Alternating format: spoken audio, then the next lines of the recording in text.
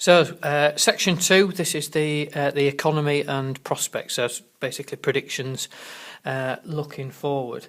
So the first thing I'm going to look at is council expenditure being cut.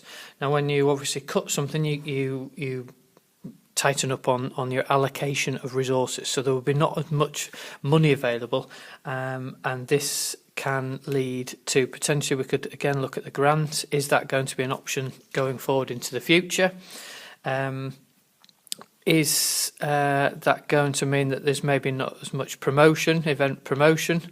And if that's the case, that then could lead to a fall in demand. The council has to cut somewhere, and usually it's the events like this Boatham Mountain Festival, any support they would get, instead of sort of social care, instead of policing and education, etc. So it's more likely that they're in an area that is going to be cut, as opposed to, say, education or something. That's to do with an austerity budget. So the government has an austerity budget. Remember, they can try and reduce the national debt by either increasing taxes, which they haven't really gone for, or they can cut spending to rebalance the books. There is a third option, one that the Labour government prefer, which is to spend money, because sometimes when you spend money, that then invigorates the economy, because by spending money it brings jobs and therefore more people paying income tax. So that's the first one. We've then got to look at incomes. They are below the national average and unemployment is above. So they're two big negatives for the local area compared to the national average. And that again means that demand for those sort of £60 tickets from the locals will be low. And there's a real stark difference between the conditions locally and when we go up here, the target audience that actually turn up at the show. You really, as I said before, want both parties to be happy, and that's quite a worry for the local festival, because of visitor numbers. You want to be increasing that 10,000 people audience, so that your revenue can rise. So next one, the UK economy is experiencing economic growth. It's increased each of the past years. Economies have not experienced. So they've not experienced the same growth, and that is an issue when you've got 20% of your consumers, your customers, coming from the EU. So if you've got 1/5 of your revenue coming from the EU, but they're not getting richer, they're not experiencing the growth, then potentially that 20% could go down. So again, we can talk about demand and the fact that it might not be a period of growth for the festival, certainly from that group of consumers. So the income gap, if we look at this, we've got the income gap between the rich and poor is growing, and that's quite obvious locally around the festival and nationally. We can confirm that with other things that we've talked about there. When it talks about low-paid workers benefiting little from any growth, that's an issue due to these 0 hours contracts. So a 0 hours contract basically means that the employer can contact the employee and ask them to come in to work at very short notice. 1 week they might have no hours, and therefore the employer benefits because they don't have to pay them anything. The next week, just because demand has risen, they might have 18 hours, 25 hours. So it's a contract. A 0 hours contract is something that works for the employer, but definitely not for the employee. And there could be some reason in a question for you to talk about maybe trade unions, because trade unions should be there to represent the employees and to actually improve the working conditions and get rid of these 0 hours contracts. The government has been keen to get rid of them where it can, because because, as I say, they're deemed as unfair and exploiting the consumer. So you might be able to bring in trade unions there. Boat Mountain Festival don't want to really, or shouldn't really, go anywhere near them because they've seen as sort of like a green festival. They're seen as sort of quite ethical. Well, yes, that's great if you're going to be green and ethical, etc., towards the environment. But if you then let the side down and not be ethical and not be responsible towards your employees, then you're going to have a poor PR rep. So actually, you have to be good on both sides. Really. You've then got the next one. Exchange rate of the pound has fluctuated against the euro, may affect some businesses and events. So fluctuation is never a good thing in the business world. Fluctuation means it's risky to invest, so sort of make decisions. You want a stable, that's what you want. You want a stable exchange rate, one that doesn't change. The reason that you don't want it to change is because then you can make predictions, you can use budgets, you can use cash flow forecasts a lot more easily. If it's going up and down, you don't really know what the value of the pound is against the euro, and therefore you can't accurately predict how many customers you're going to get. You can't accurately predict, unless you get a set price, what your costs are going to be if you buy anything from abroad. For example, the t-shirts, although we know we get the t-shirts from China, so it wouldn't be the euro, it would be the yen. So yeah, that does create some problems, and go back to anything when it's exchange rate, if you can try and get that spiced in there. Strong pound, imports cheap, exports dear. If you flip it the other way, it's exactly, you can work out what a weak pound would be. So strong pounds imports are cheap, while a weak pounds imports are dear, exports are cheap. So you can see that they just switch. So the WP, strong or weak pound, the I's always stay in the same place, the E always stays in the same place, but the C and the D's switch over. So it's just an easy way for you to remember what a strong and a weak pound actually produces. We've then got our next one.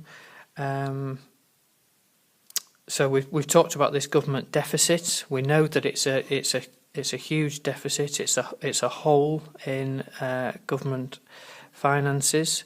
They've had to borrow large sums of money. They're trying to get it so that the money they receive, i.e. money that's coming in, is equal to the money that's going out. Now, they haven't managed to do that. George Osborne has not managed to do that, the Chancellor of the Exchequer. And therefore, they're saying here there is pressure to increase income tax.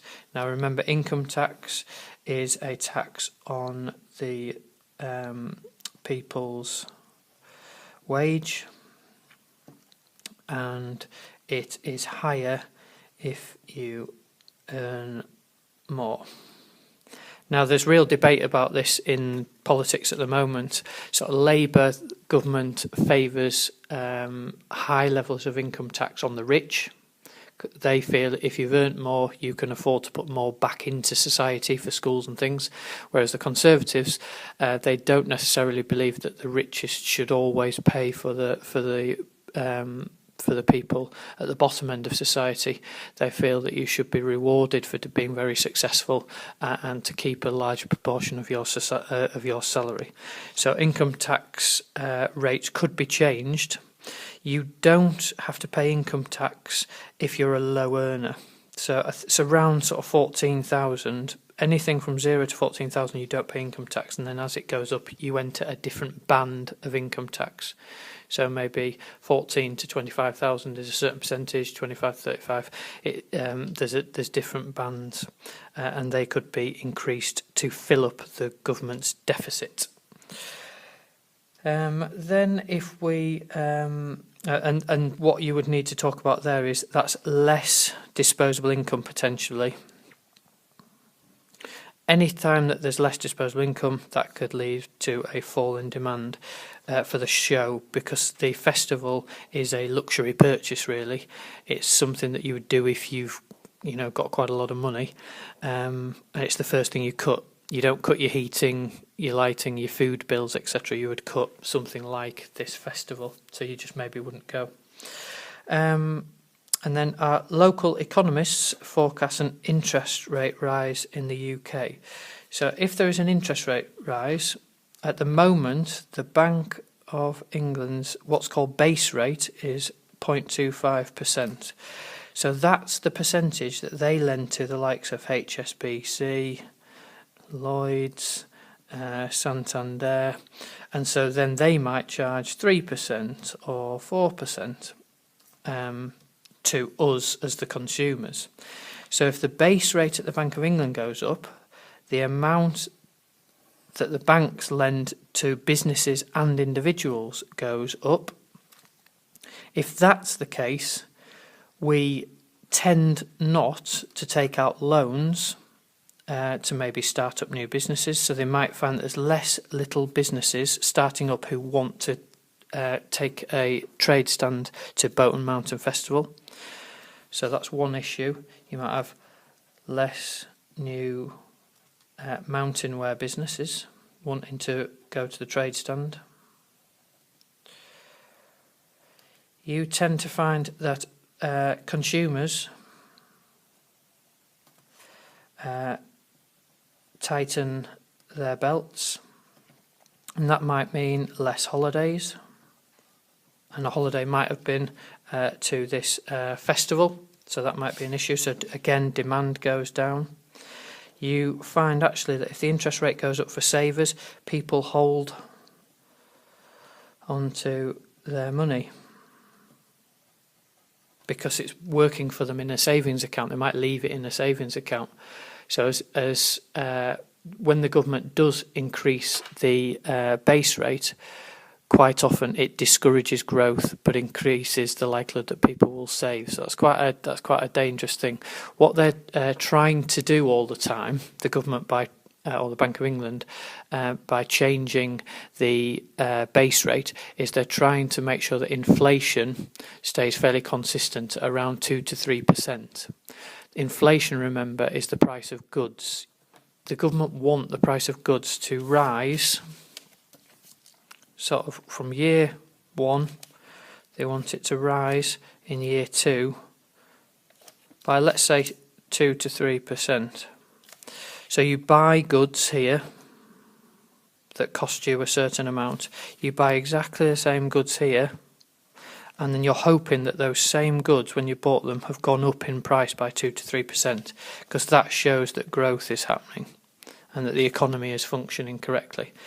If growth is too high, let's say 15%, it means that people can't afford those same goods next year, right?